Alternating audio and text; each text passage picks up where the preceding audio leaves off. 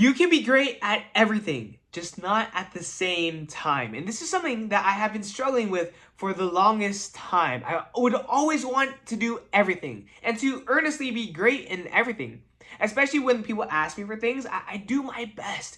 But the problem is I just say no to too many things. I take on too much. And what happens is that my ability to really execute on all those things well, it gets diluted. My time gets diluted, my focus, my energy, everything gets diluted. And I borrow sleep from the future to sustain today. But of course, that's not sustainable, right? And it's been incredibly top of mind because I just been stressed lately and really anxious of all the things that I am taking on.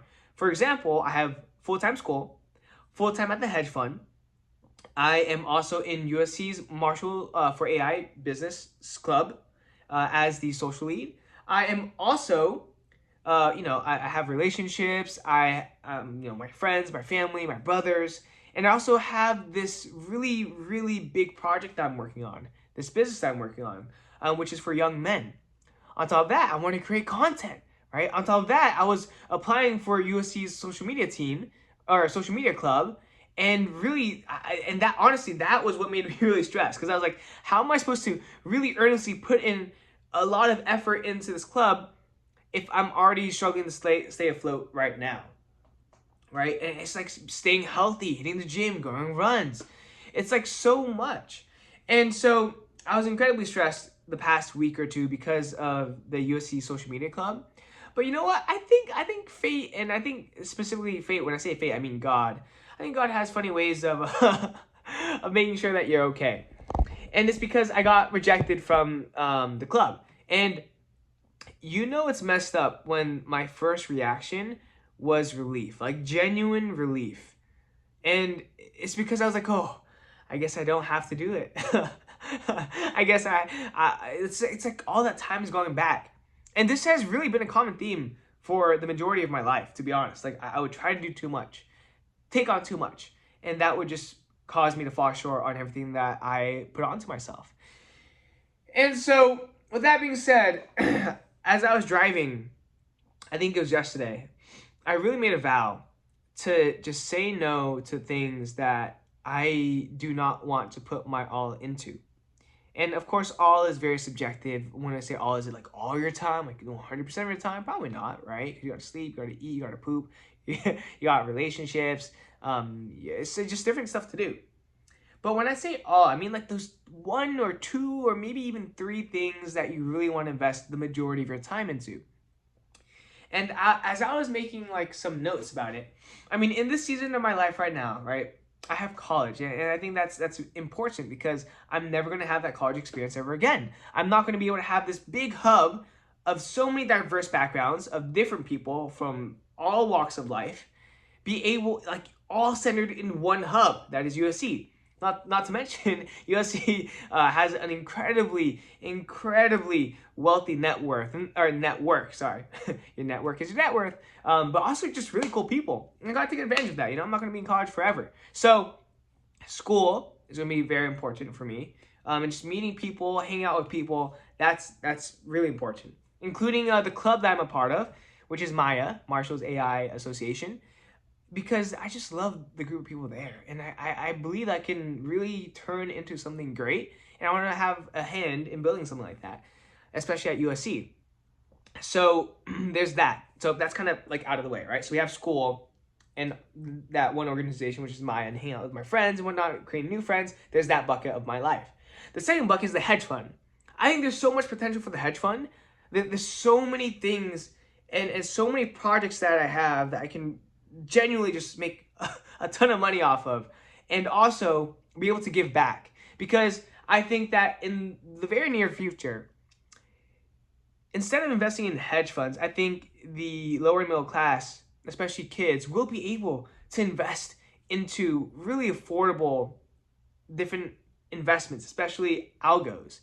And I think it's just like a net positive for all these people. Like, why do you have to pay a big sum of money for a very high returning portfolio? Like, that makes no sense. Shouldn't it be the other way around? Shouldn't you? You know? But anyway, so I'm really excited about that, and I'm just excited to learn from my two hedge fund guys. Like, they're genuinely great people, incredibly smart people, and I just have this beautiful opportunity in front of me, and I genuinely love it. And I do think it's about the people too.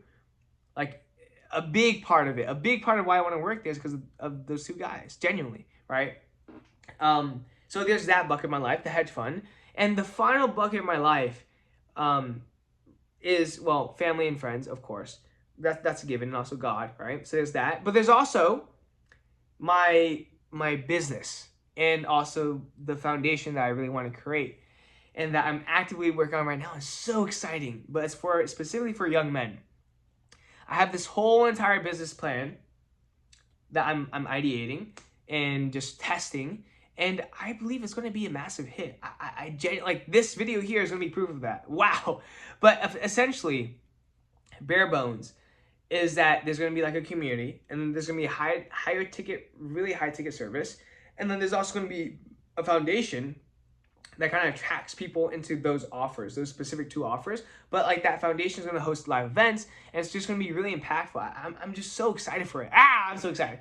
But so those are pretty much the 4 things in my life that I really care about, that I'm going to invest the majority of my time in. Health is kind of like a non-negotiable. It's like a given, you know, eat clean, exercise often.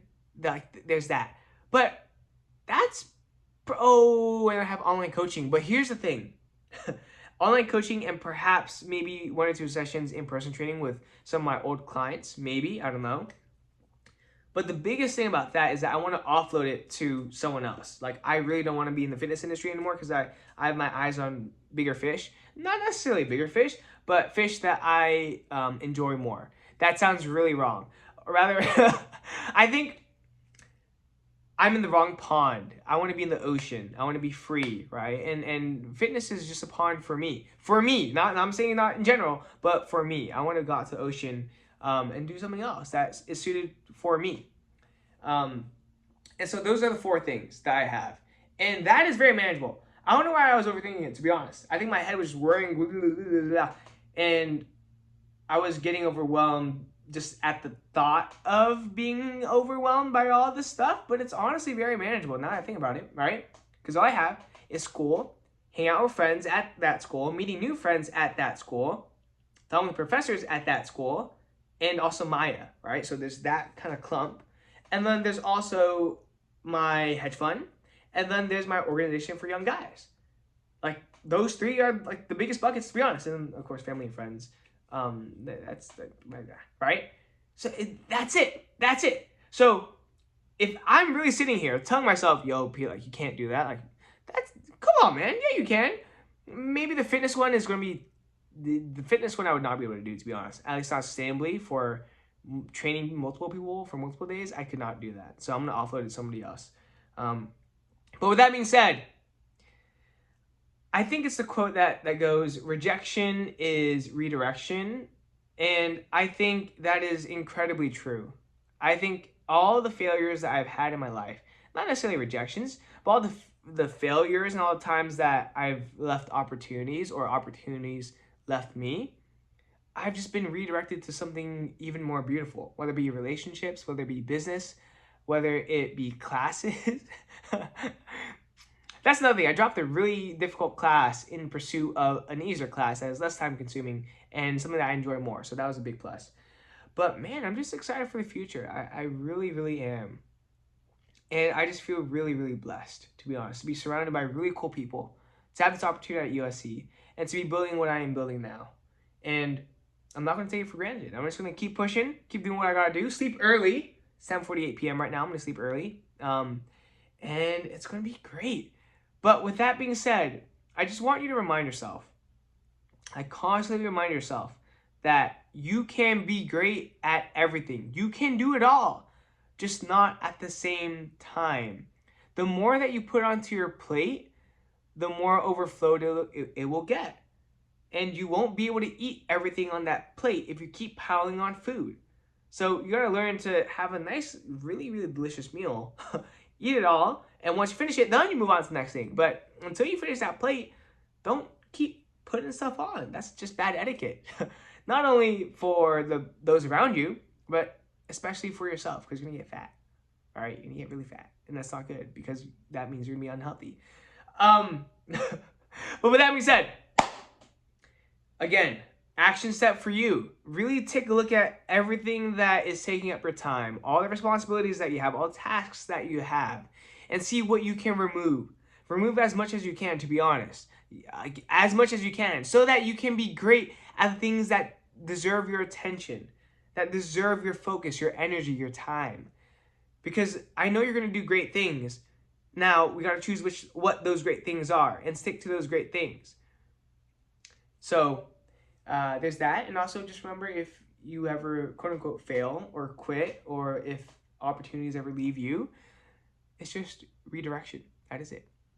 And wow, just very blessed, to be honest. But with that being said, this is the PLOG V1.207. Remember to be better daily. And one more thing. You know, after talking with the vice president of the USC Social Media Club, I was kind of reflecting on it. Like, what is the purpose of this channel specifically? Like, I told myself it's a way for me to document my life, to see how I thought, and my thought, my thought process, my paradigm at the time, what my life was like at the time, and also as a way to provide lessons to those who might need it, who might want it, right? The biggest problem with that is that it doesn't do the second part effectively at all, because my thumbnails are complete trash, and these videos are very off the cuff. They're not structured, or at the very least, they're not concise, or not to the level that I want it to be, or that deserves your attention, whoever is watching. If you're watching, you're a real OG, to be honest. And so what that means is I'm pretty much only making content for myself, which is documenting how I'm thinking, what I'm thinking about, and what is going on in my life at that moment. Now, there's a few problems with that. Number one, it's incredibly selfish, all right? Like, you know, and number two, I'm probably never gonna look back at this, at least not often. So my boy's calling me, so I'll see you tomorrow. Peace out.